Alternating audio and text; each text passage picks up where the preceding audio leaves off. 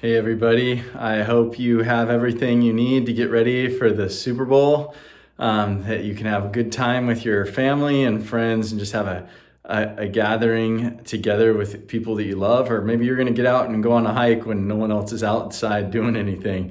Whatever you get to do, I hope that you're prepared for it and that it's a wonderful experience. I also hope you're getting ready for Valentine's Day. This weekend we celebrate World Marriage Sunday, where we honor that wonderful vocation of holy matrimony. And just to all the married couples out there, I would say a phrase that has always struck me. When mom and dad love each other well, the kids are loved well. So spend some time blessing one another with your relationship. If you need to ask for forgiveness, ask for forgiveness. Just if you need to tell this other person that you love them, if you need just to go on a walk together and share some memories or delight and gratitude for what you have and what you're sharing at this moment, do that. Don't go unprepared into Valentine's Day. Also, we're about a week and a half from Lent starting. It starts February 22nd, the Feast of the Chair of Peter, for those of you keeping track with liturgical feast days.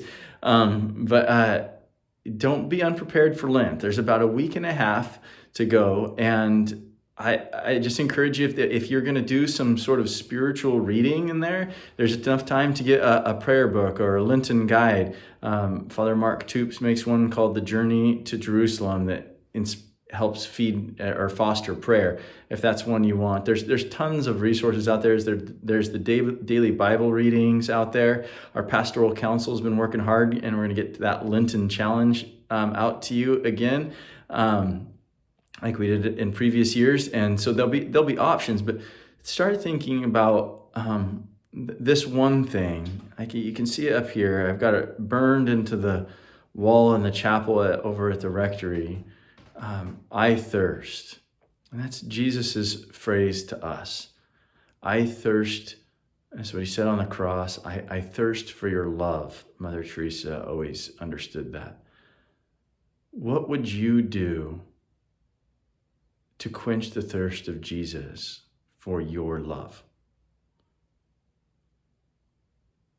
How would you want to lavish your love upon Jesus this Lent by the penance that you choose? Again, the church always encourages us prayer, fasting, and almsgiving, because that's what the scriptures tell us, that these three things are powerful things that we need to dedicate our lives to, especially if we've gotten off track or have not been so intense in our love of God and neighbor.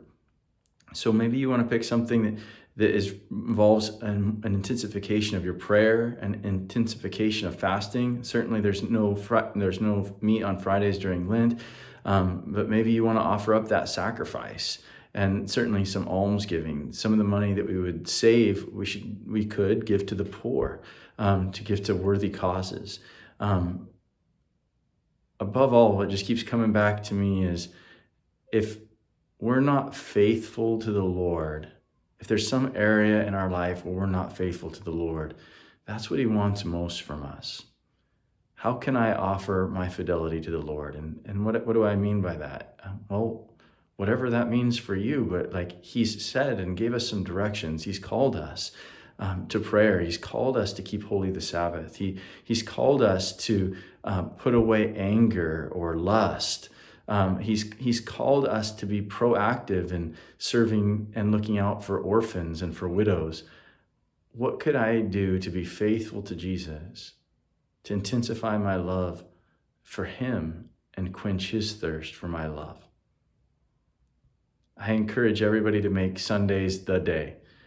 Don't do anything on any Sunday during Lent that would cause you or anybody else to work, and then just see how it is after those 7 weeks of Lent. God bless you.